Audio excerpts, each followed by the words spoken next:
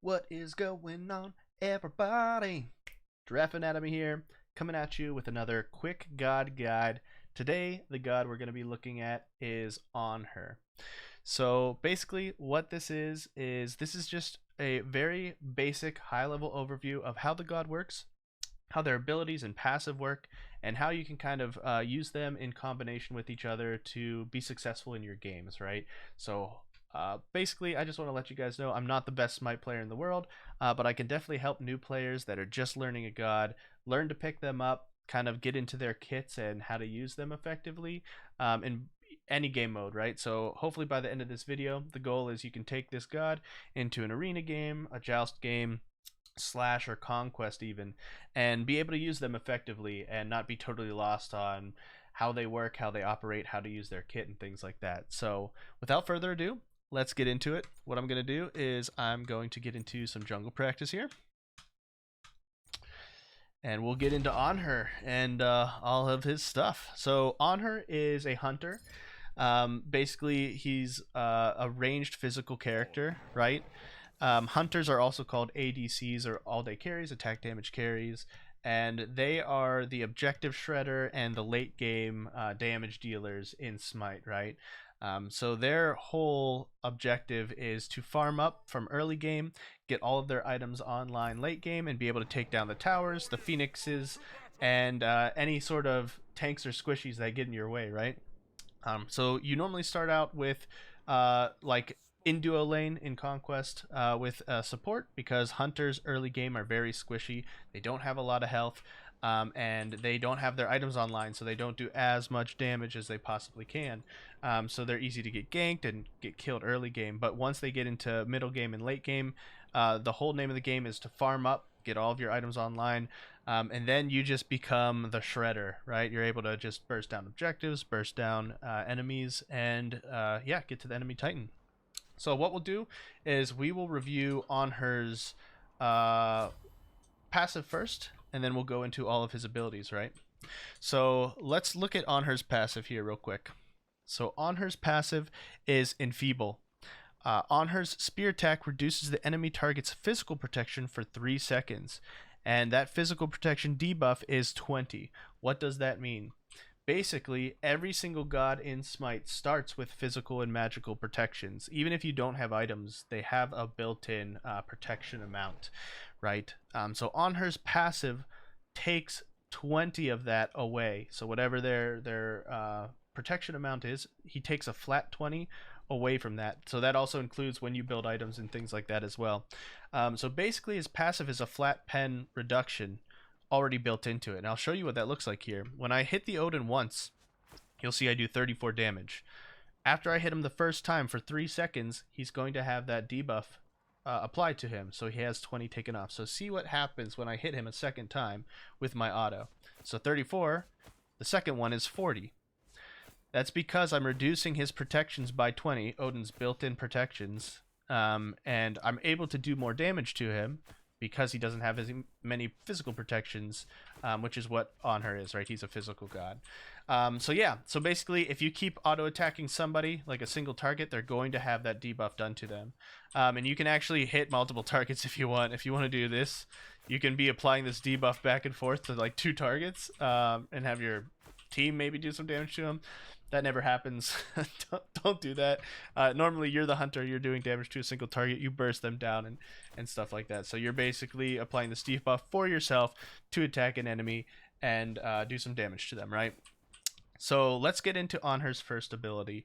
Now that we know what his passive does, he's already doing a flat pen reduction, which, by the way, I'll just show you some items. Other items do have something like this to them. So the physical penetration you can see here on the Crusher is 15. Aussie also has 15. Anhur, with his passive, already has 20. So you're able to take 20 off. If you're building other things like an Aussie with a Transcendence on him, you're going to have 35 physical penetration reduction already just with one item, like Aussie plus his passive. Like, he's really great early game because of that. You're able to reduce those flat protections, just melt some people early game, and get ahead, hopefully, with that. So let's look at his one. His one is called Shifting Sands. Anhur erects an obelisk from the ground, blocking all player movement. That's just the obelisk. The surrounding sands slows enemies and increase the damage of Anhur's basic attacks against targets in the sands. So what does this look like? This is what it looks like. So that part in the middle, that's where the obelisk is going to be. So if you throw it up, the obelisk itself is erected, and it acts as a wall. It acts as like a player collision wall there that you can't get past. So it'll act like any other wall in Smite when it comes up, and it lasts for 7 seconds, right? Also, in that circle area that you see around it, this whole area here, these are the sands around the obelisk. And in the sands, you get a slow based on what level the ability is. It goes all the way up to 35% slow. And you get a damage buff to enemies that are in those sands. And it's just for Anhur's basic attacks. It's not for his abilities. It's for Anhur's basic attacks against the targets. Get that damage buff. So that'll be minions, buff camps, enemy gods. If they're in those sands and you're basic attacking, you're doing extra damage to them. So I'll show you what that looks like. You have 34, 40, 40. But if I put the sands up, already it's 43, right? So you're getting that extra damage to the enemies here. And right now it's an 8% damage because it's level 1, right? I'll also show you what the slow looks like. You can see the slow applied to Odin there. He's moving a lot slower than he used to. And this basically helps you hit enemy gods with your basic attacks, right? When they're slower, they're not able to move as well. You're able to hit them a little bit easier. Let me go in here. I'm going to level everything to 20 now. And we're going to go into Anhur's second ability. Which, by the way, let me just do this. Just so I can get rid of these messages here. Because that does get annoying after a while. So, his second ability is called Impale. Anhur hurls his spear with great might. If the spear hits a god, they take damage and are knocked back. Gods knocked back into a wall are stunned. Enemies hit by the pushed god take damage. The spear passes through minions, doing damage to them as well. So for minions, this will go through all of the minions. You're able to clear wave pretty well with your 2. It is a line ability, and it's like as long as a wave of minions is normally. So you're able to easily clear that. But the most important part about this ability is when you use it, as long as you will have a wall on the other side, because it will push them back as far as the line is.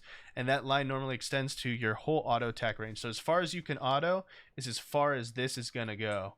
But if you can get into a wall there, you can see Odin stunned, right? And he's stunned right now for 1.5 seconds because I have it leveled all the way to the max. So the other part about this is if you hit another enemy god with the first god, I guess it doesn't, let me wait for it to, here, I'll just do this. These guys are a little bit closer together. The other thing, oh, they don't move. Great. Give me a sec here. Let me see if I can get this one Odin to go into the other Odin. So the second Odin takes damage. There we go. Well, I think that's not a very good representation actually, because I think you just saw him get impaled by the other one. But as it says here, enemies hit by the pushed god take damage as well. So if you're pushing a god into minions or like another god or something, they're also going to take damage from it. Not just from like the impale itself, but from the god hitting them, right?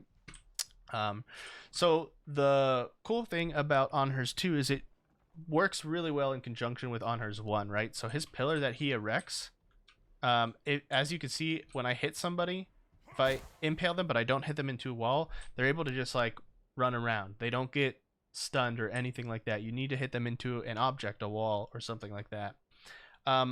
If you put up Anhur's pillar and then you use his impale, you can use that to get that stun duration, right, from his 2. So that is a huge combo with Anhur's, putting your pillar up first, then impaling them, especially if you're in the middle of a lane, there aren't like walls around. You can basically do something like this and get that stun.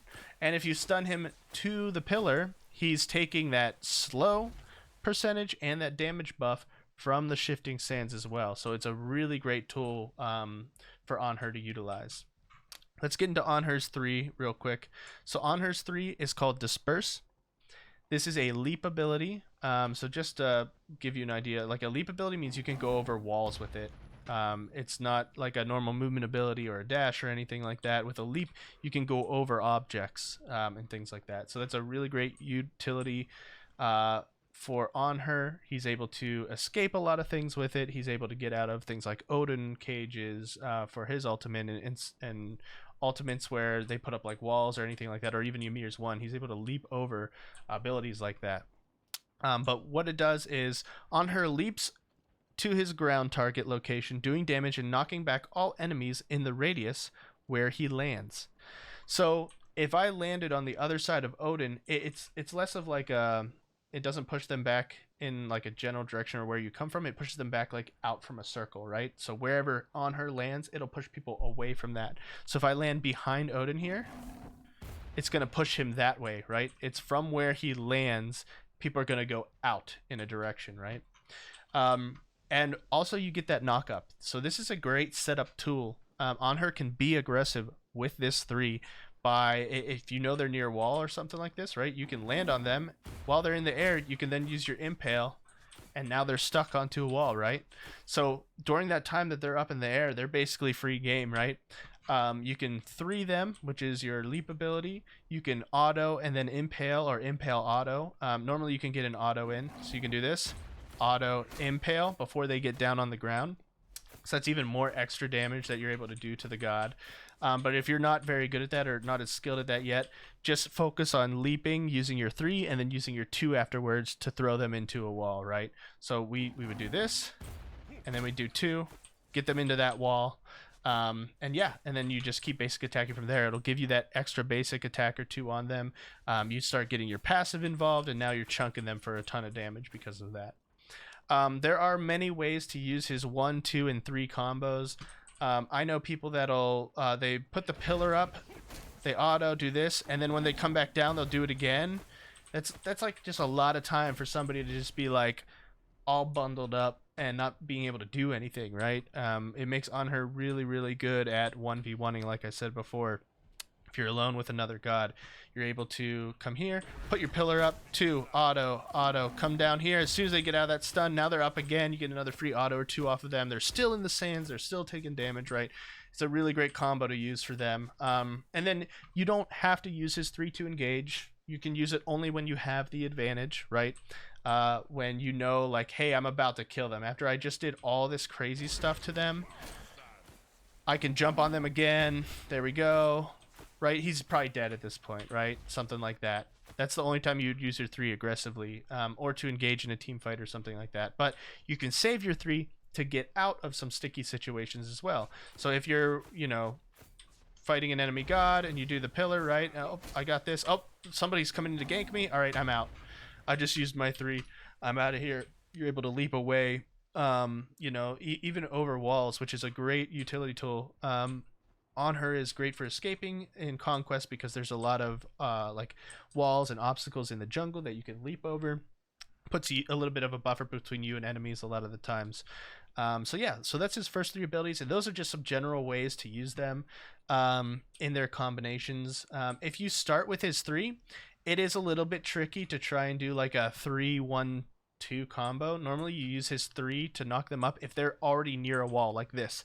Right, you see Odin is already near a wall, so I will use my 3 to knock him up and put him into the wall that already exists. I miss my ability. It happens sometimes.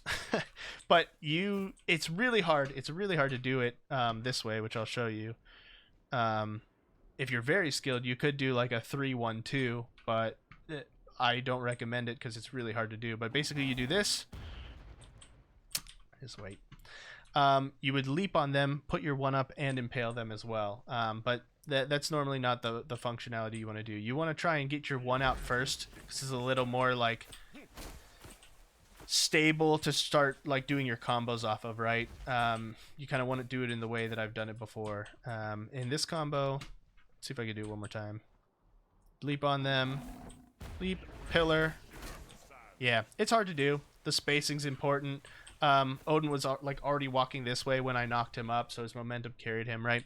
There's all these things you need to take into account. So like I said before, the most effective ways of doing this is just getting your pillar up, using your 2 against that, and then you can leap on them after, just to get that extra CC on them. That's like the most consistent way to hit his abilities. That's normally the way you want to do it. But obviously some situations call for different things, right?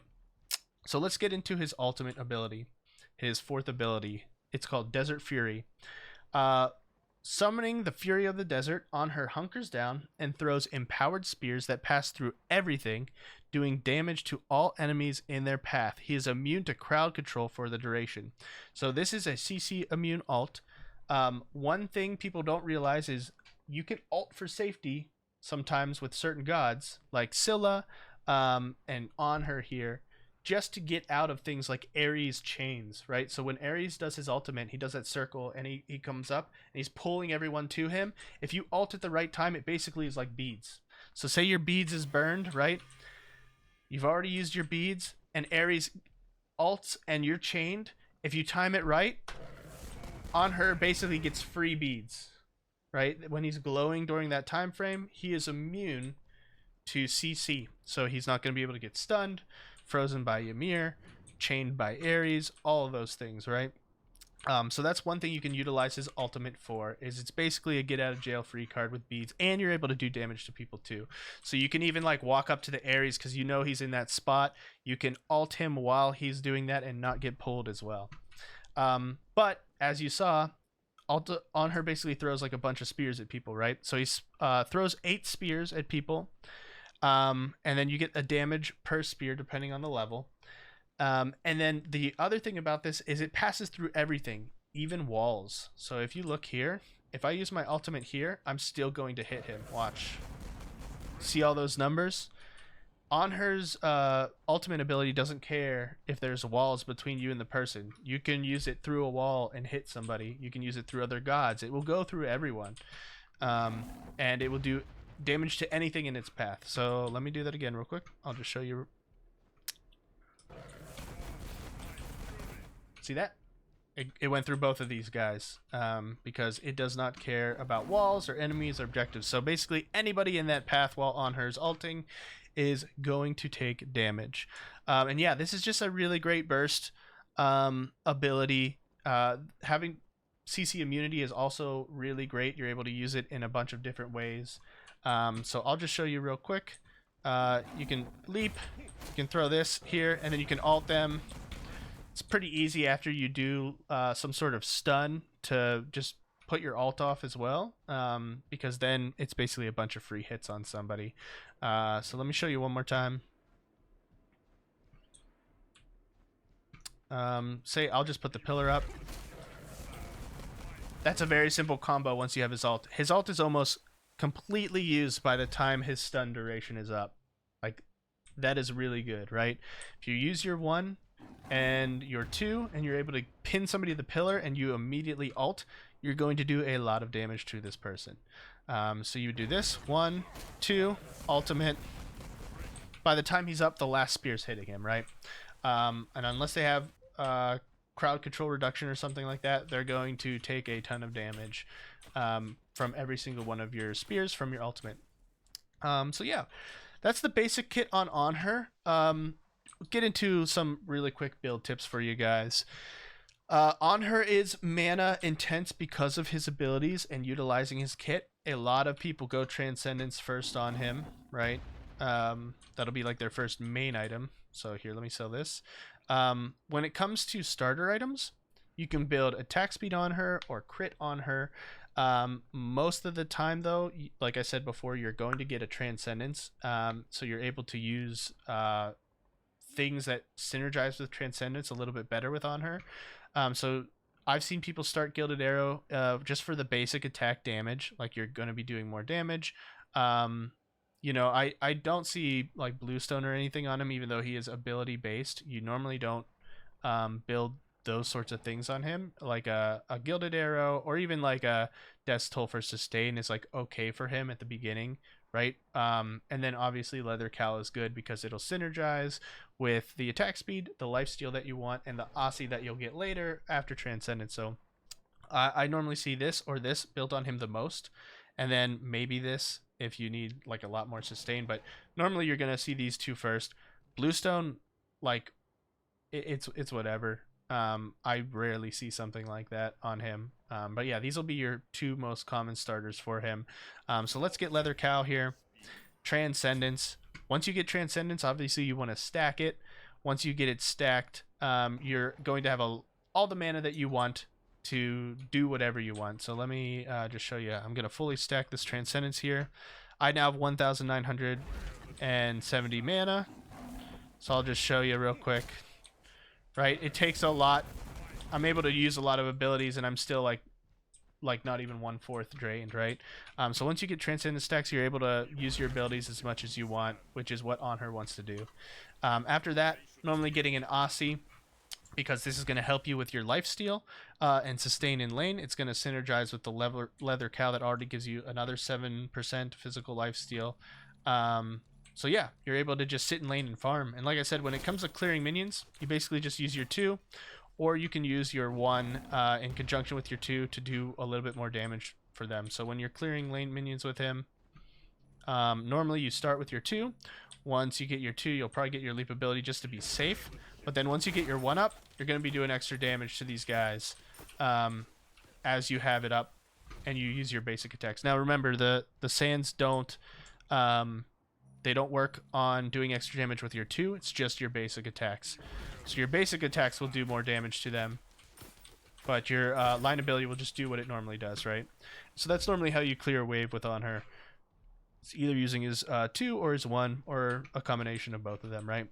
So yeah, and then from here, from these 2 basic items, you have your choices of either going a little bit more damage, power-based with penetration, or attack speed, right?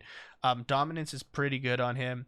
You're going to get physical penetration plus an extra 15 physical pen on your basic attacks. So something like this synergizes with Transcendence very well, which is 3% of your mana is converted to physical power.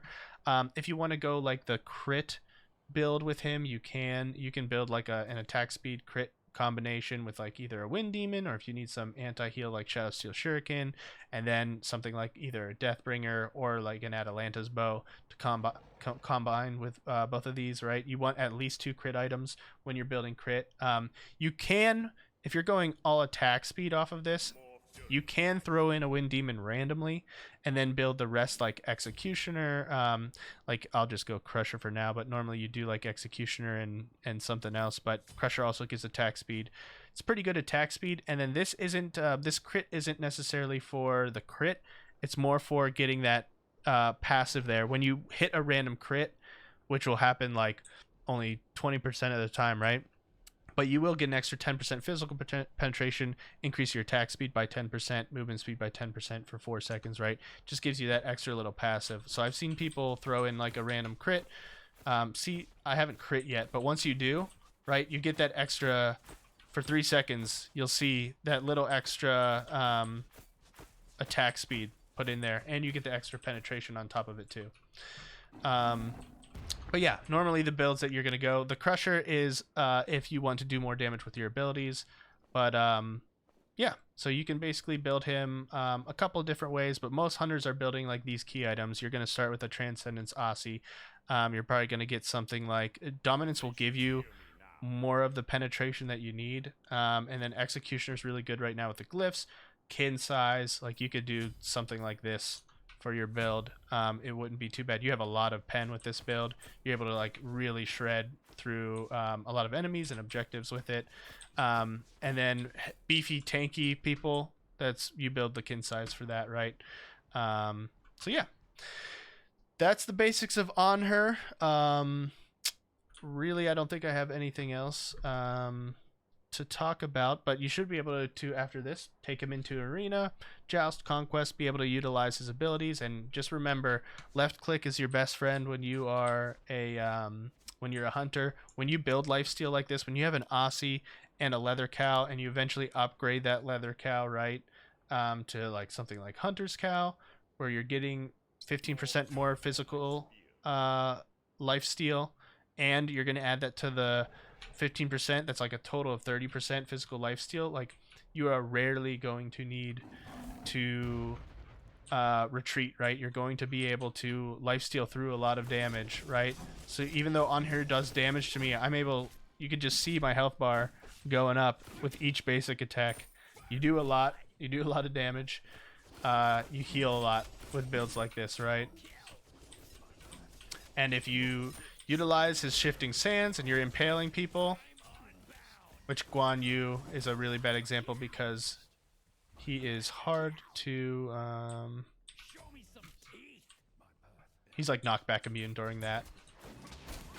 But yeah, like against another hunter, you're able to just like sit there and do all this damage to them, right? Oh. Look at all those free hits just from an Impale.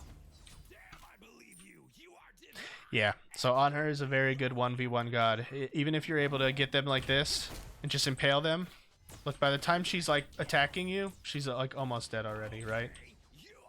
That's without me putting my one down too. So yeah, that is Anhur. So I hope you guys enjoyed the video. Like and subscribe if you want more content. I'm going to be putting out a quick god guide for every single god. I know they're like 20 to 25 minutes long right now, these videos, but I do just want to go over like the simple basics, just kind of go through the gods, teach you how to use them in a very simple and basic way, teach some basic builds, show you guys some basic builds on them and everything as well. And yeah, I hope you enjoyed it, and I will see you next time. Thank you very much, and have a great day.